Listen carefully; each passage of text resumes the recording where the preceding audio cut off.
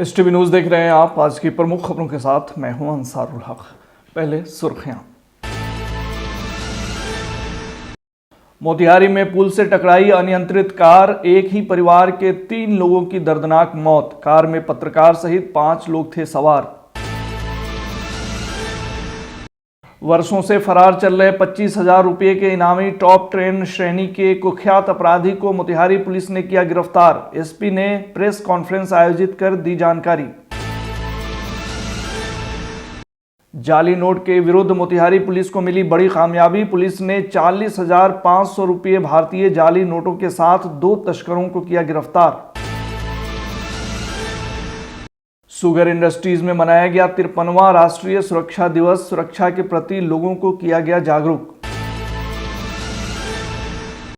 PDS दुकानदारों के यहां बनने लगा आयुष्मान भारत योजना के तहत कार्ड। आर्थिक रूप से कमजोर लोगों को मिलेगा स्वास्थ्य बीमा का लाभ। मोतिहारी के स्टेशन रोड में सैमसंग सर्विस सेंटर का हुआ उद्घाटन। ढाका विधायक पवन जायसवाल एवं माउंट लिटरा जी स्कूल के एमडी शुभम गुप्ता ने संयुक्त रूप से फीता काटकर किया उद्घाटन। बाबुओं की मनमर्जी से मोतिहारी में दिखी ट्रैफिक व्यवस्था की शर्मनाक तस्वीर। बीच सड़क पर कार पार्क कर रोका एम्बुलेंस का रास्ता, कोई सूद लेने वाला नहीं। अल्पसंख्यक कल्याण पदाधिकारी पूर्वी चंपारण की अध्यक्षता में बिहार राज्य सुन्नी वक्फ बोर्ड जिला औकाफ कमेटी पूर्वी चंपारण के सभी सदस्यों की बैठक हुई संपन्न। वक्फ की संपत्तियों के संरक्षण पर हुई चर्चा। मोतिहारी के रहमान मॉडल एकेडमी कैंपस में दस्तारबंदी कार्यक्रम का हुआ आयोजन। विख्यात सर्जन और रहमानिया मेडिकल सेंटर के सीएमडी डॉक्टर तबरेज अजीज ने की शदारत।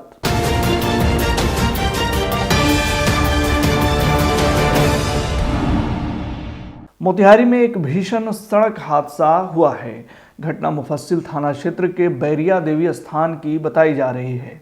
इस घटना में 3 लोगों की दर्दनाक मौत हो गई, वहीं एक गंभीर रूप से घायल है, जबकि एक का कुछ पता नहीं चला है।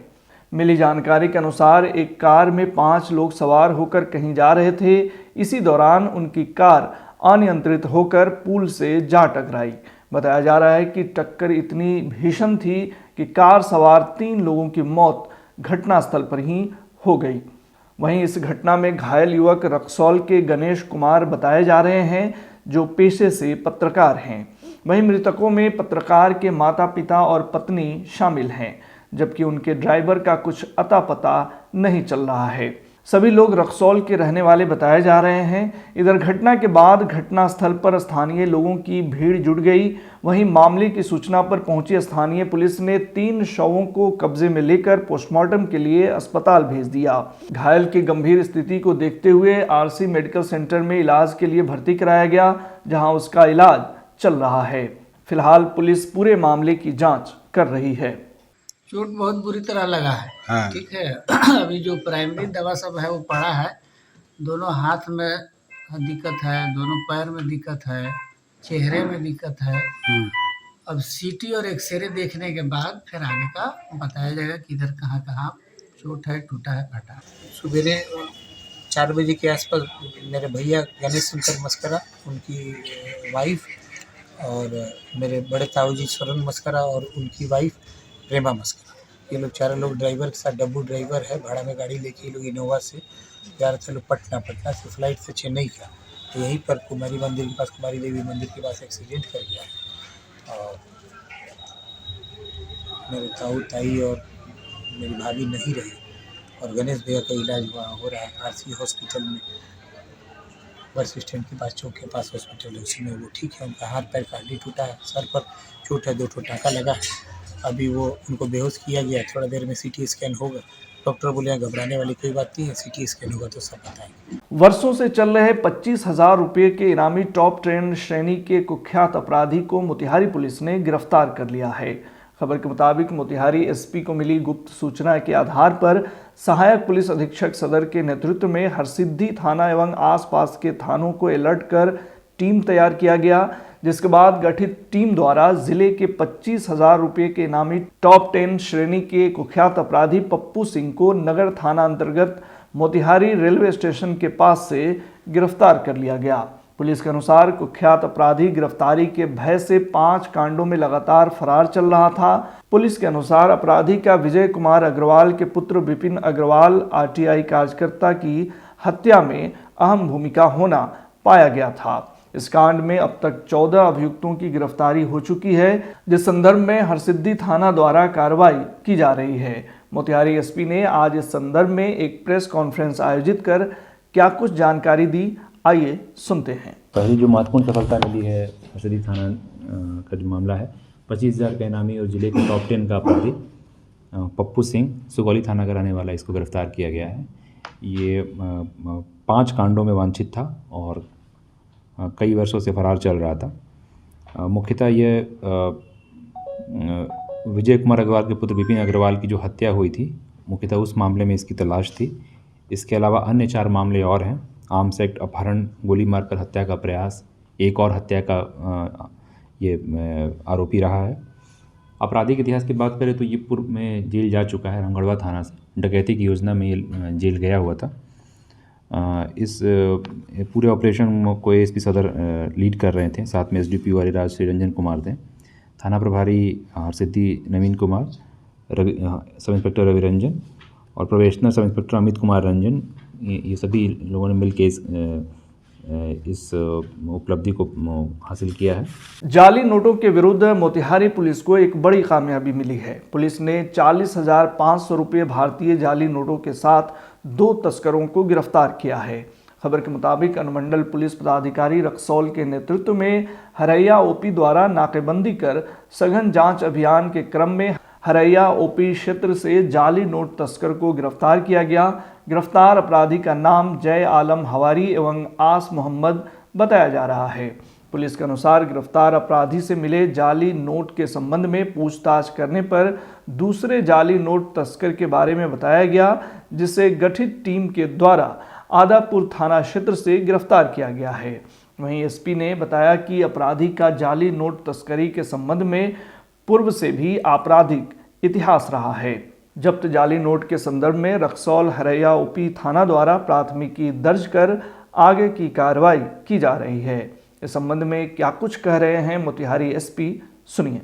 आगामी लोकसभा चुनाव को देखते हुए सीमावर्ती क्षेत्रों में लगातार कार्रवाई कर रहे हैं और इसी क्रम में 2 तस्करों को पकड़ा है। लगभग 40,500 भारतीय जाली भारतीय नोट के साथ ही इनके पास से स्मैक भी मिला 104 ग्राम। गिरफ्तारी जो हुई है उनके नाम है जय आलम हवारी हरपुर थाना का, आस मोहम्मद आदापुर थाना का। इनका आपराधिक इतिहास, इसमें आस मोहम्मद का आपराधिक इतिहास रहा है। पूर्व में इसी प्रकार के कांड में पहले 2 बार वो आरोपित रहा है। दिल्ली के क्राइम ब्रांच में केस हुआ था 2010 में, उसमें ये आरोपी रहा है और जेल भी गया हुआ है। इसके अलावा पूर्व में 2020 में आदापुर थाना से ही 2 लाख रुपए के जाली नोट के केस में जेल जा चुका है। तो ये तस्कर हैं, ये केवल कुरियर नहीं है, अपितु ये तस्कर हैं। तो ये एक महत्वपूर्ण उपलब्धि है। देश भर में हर साल 4 मार्च को राष्ट्रीय सुरक्षा दिवस मनाया जाता है। यह खास दिन देश भर में होने वाली दुर्घटनाओं को रोकने के लिए किए जाने वाले सुरक्षा उपायों के बारे में जनता को जागरूक करने के उद्देश्य से मनाया जाता है। इस कड़ी में मझौलिया शुगर इंडस्ट्रीज में 53वां राष्ट्रीय सुरक्षा दिवस मनाया गया। इस दौरान लोगों को जागरूक करते हुए बताया गया कि सुरक्षा हमारे राष्ट्र की अभिवृद्धि और समृद्धि के लिए महत्वपूर्ण है।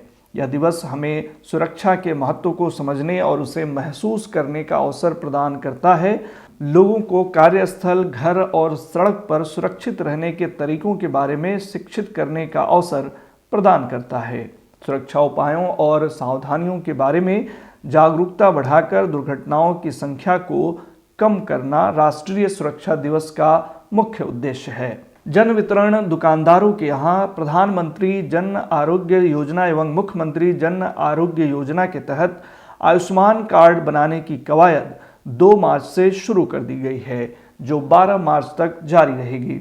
इस योजना का उद्देश्य आर्थिक रूप से कमज़ोर लोगों को स्वास्थ्य बीमा मुहैया कराना है। इसके अंतर्गत आने वाले प्रत्येक परिवार को 5 लाख तक का कैश रहित स्वास्थ्य बीमा उपलब्ध कराया जाएगा व उनके परिवारों को सस्ती दरों पर गुणवत्तापूर्ण चिकित्सा प्रदान करना है। ताकि लोग बिना किसी परेशानी के बेहतर स्वास्थ्य सेवाएं प्राप्त कर सकें।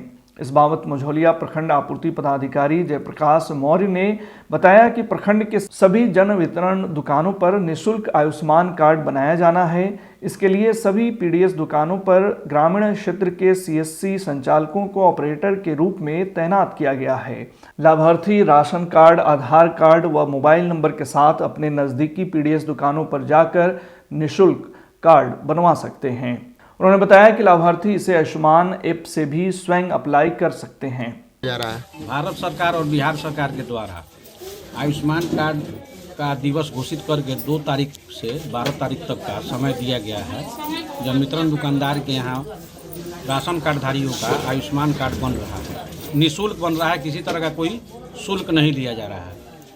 इससे कार्डधारियों को अपने भविष्य में किसी इलाज में 5 लाख तक की सुविधा सरकार द्वारा मुहैया कराई जा रही है। मोतिहारी के स्टेशन रोड स्थित एक होटल के प्रांगण में सैमसंग सर्विस सेंटर का उद्घाटन ढाका विधायक पवन जायसवाल एवं माउंट लिट्रा जी स्कूल के एमडी शुभम गुप्ता ने संयुक्त रूप से फीता काट कर किया।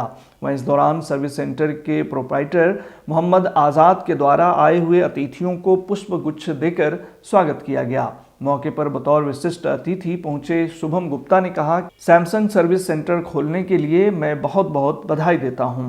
वहीं सैमसंग सर्विस सेंटर के प्रोप्राइटर मोहम्मद आज़ाद ने बतलाया कि यहां पर सभी सैमसंग कंपनी के मोबाइल का रिपेयरिंग एवं ओरिजिनल पार्ट्स दिया जाएगा।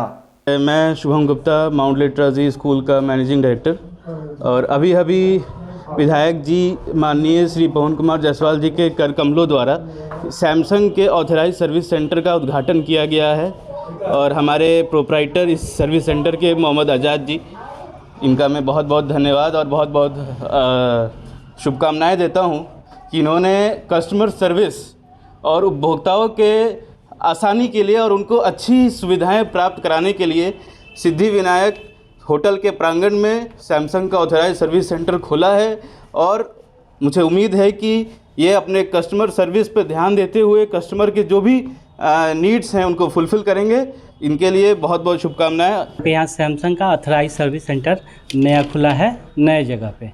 कहाँ पे? यहाँ अपने यहाँ जो है स्टेशन रोड में आदित्य विज़न के बगल में। सैमसंग के उपभोक्ताओं क्या क्या सुविधा मिलेगी? यहाँ उनके मोबाइल का जो भी सर्विस होगा वो यहीं होगा। और यहाँ सभी ऑथराइज मतलब जो भी पार्ट्स हैं सब एक्चुअल जो कंपनी का है वही लगेंगे और उसी का सर्विस दिया जाएगा। और जो वारंटी में है उनका फ्री में बनेगा और जो वारंटी में नहीं है उनका जो नॉमिनल चार्ज है वो लगेगा बस। बात अगर मोतिहारी की ट्रैफिक व्यवस्था की हो तो यहाँ क्या स्थिति है, इसका अंदाज़ा आप इन तस्वीरों से लगा सकते हैं। जैसा कि आप साफ तौर से देख सकते हैं कि एक तरफ जहाँ बहुत सारे लोग कतारबद्ध होकर जाम में फंसे हुए हैं, वहीं दूसरी तरफ बीच सड़क पर एक कार खड़ी है और उसके पीछे एक एम्बुलेंस फंसी हुई है जिसमें एक मरीज जिंदगी की जंग लड़ रहा है।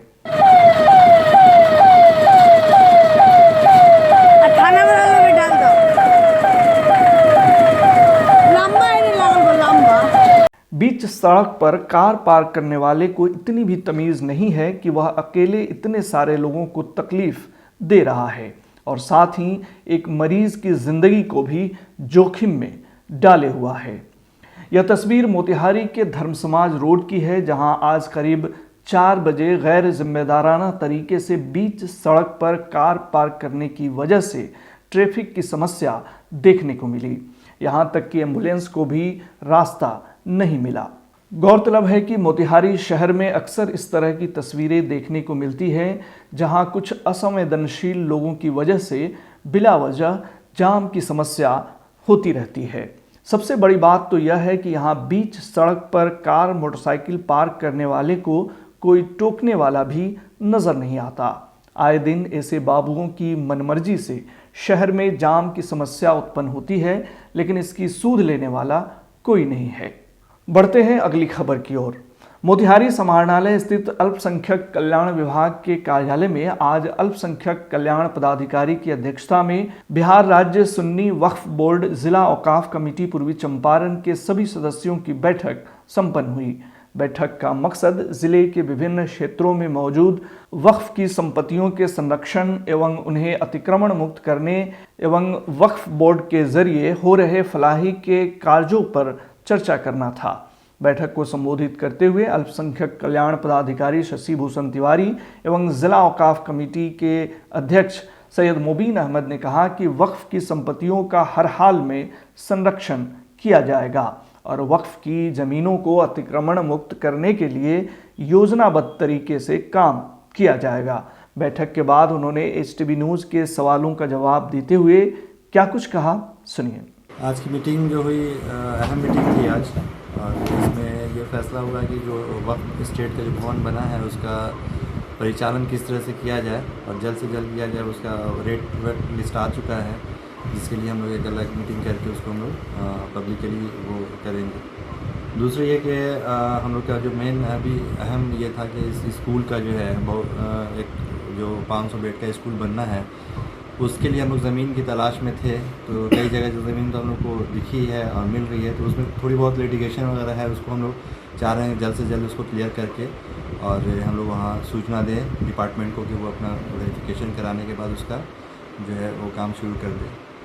और इसी तरह से जो ज़मीनें हैं, काफ़ी ज़मीन वक्फ की है जो अभी वक्फ के कब्ज़े में नहीं है या वक्फ के नॉलेज में नहीं है। नॉलेज में तो है लेकिन उसका इस्तेमाल हम नहीं कर पा रहे हैं, तो उसको अपने इस्तेमाल में लेके लोगों के फलाही काम के लिए हम लोग उसको जल्द से जल्द मुहैया कराएंगे। इसके लिए हम लोग ADM साहब के कार्यालय में कुछ केस लंबित पड़ा हुआ है।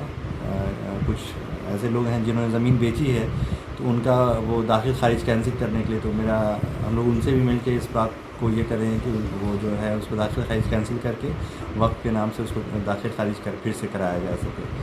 इस तरह की कई चीज़ें अभी मीटिंग में बातें हुई हैं और तमाम मेंबर का मैं बहुत शुक्रिया अदा करता हूं कि उन लोगों ने अपना वक्त निकाला और आए, और हर मीटिंग में ये लोग आते हैं और उम्मीद करते हैं कि आगे भी हम लोग को इसी तरह से हौसला मिलता रहे। वक्त के पास तो ऑफिस ही नहीं, फिर काम कार्यों का संचालन कैसे हो रहा है?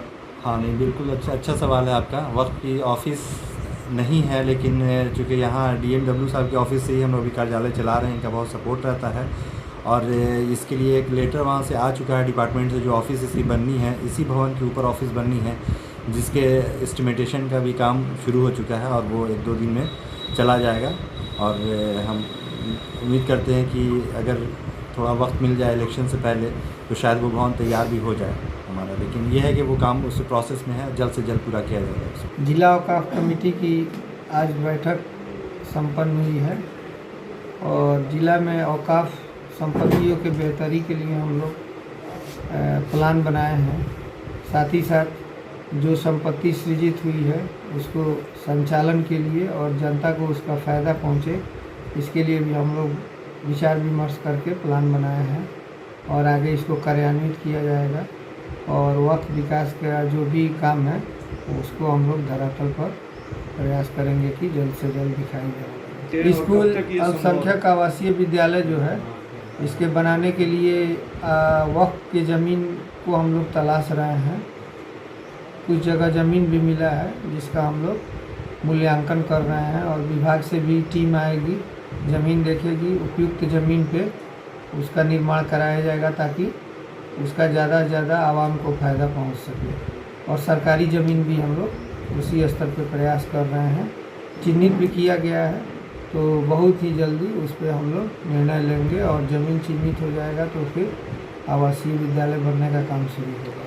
पूर्वी चंपारण ज़िले में बहुत सारी ऐसी जो वक्फ की संपत्तियां हैं वो उस पर अवैध कब्जा लोगों ने कर रखा है, तो ऐसे ज़मीनों को मुक्त कराने के लिए प्रशासन की तरफ से क्या पहल होगी? सबसे पहले उसके लिए जो वक्फ एक्ट में जो प्रोविज़न दिया है उसके आलोक में हम लोग उस पर कार्रवाई कर रहे हैं। अभी तो ज़मीन का सूची हम लोग सभी कर रहे हैं, एक्चुअल में कितना ज़मीन पर कितना इंक्रोचमेंट है इसका हम लोग वक्फ रजिस्टर तैयार करके उस पर हम लोग आगे बढ़ेंगे और उस संबंधित जितना वक्फ का ज़मीन जो इंक्रोच नहीं है उसको सबको हम रजिस्टर 2 में एंट्री कराएंगे हम लोग।